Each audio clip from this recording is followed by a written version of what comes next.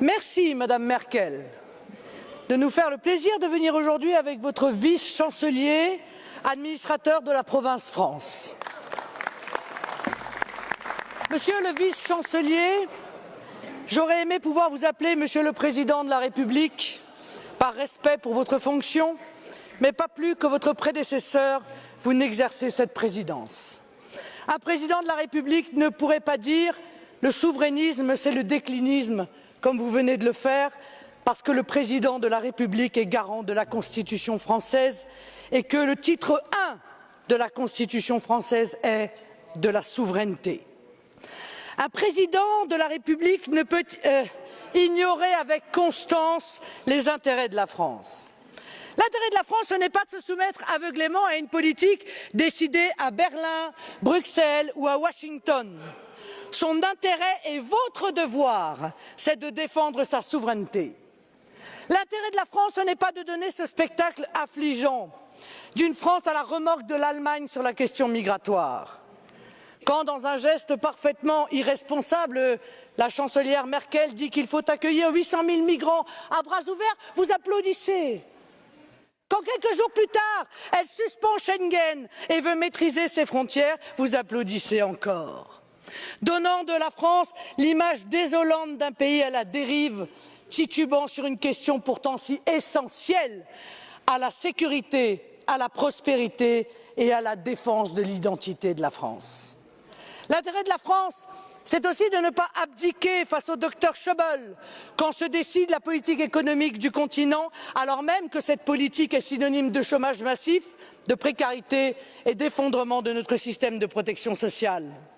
C'est au contraire de résister et d'empêcher la Grèce, les autres pays du sud de l'Europe, puis la France, de s'engluer dans une spirale austéritaire sans fin, dans le seul objectif de sauver l'euro et le modèle économique allemand de bas salaire. Vous venez tous deux ici en séance de rattrapage, car votre Union européenne est en train de s'effondrer, aggravant les assauts migratoires comme les assauts économiques et obligée de se maintenir par le chantage, la menace et l'intimidation. Votre modèle, c'est la vassalisation aux États-Unis, l'austérité, la concurrence déloyale, la surveillance massive des citoyens, le dumping social, la submersion migratoire. Je porte un autre modèle qui rassemble aujourd'hui les peuples d'Europe, celui de l'indépendance, de l'Europe des nations dans un monde multipolaire, du protectionnisme intelligent, eh oui, des libertés individuelles, de la défense de notre sécurité et de nos identités par l'arrêt total de l'immigration de masse. Ah, certains résumeront en disant que je suis l'anti-Merkel. J'en accepte l'augure. Je ne vous reconnais pas, en effet, Madame, le droit de disposer de nous dans une tentative absurde d'une domination allemande de l'Europe. La défense des intérêts allemands ne justifie pas la vassalisation des autres peuples d'Europe. Je suis dans cet hémicycle la voix des Européens libres, de nos peuples souverains qui se détournent de l'Union européenne parce qu'ils ont soif de nation.